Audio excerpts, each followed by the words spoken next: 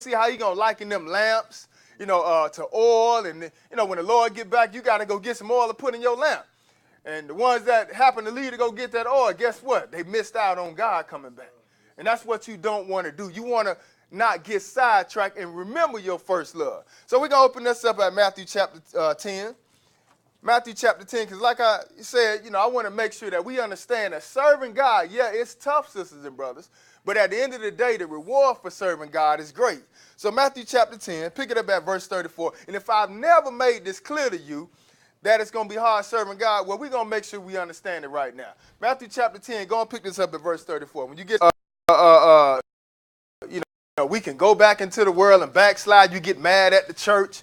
You go back and backslide. You know how. But the problem is we think that inside the church that you're not going to have issues. 5, brother. Go in Acts chapter 5.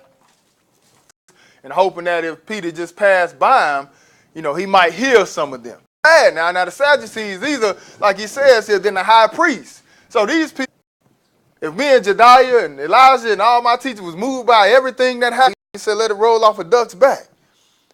But he said they laid hands on the apostles. I understand you got beat for the word of God.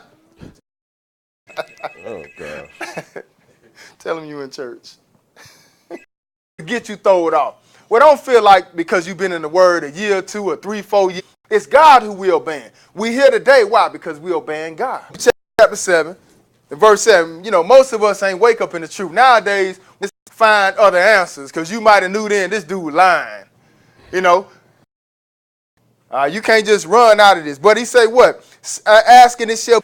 Don't let man cause you to lose that respect for God.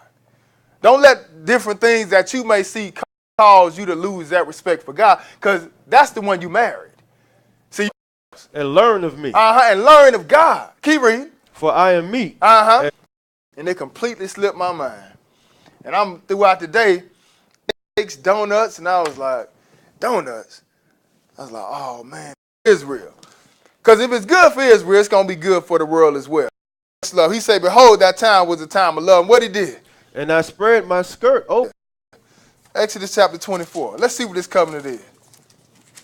1. Go ahead and read, brother.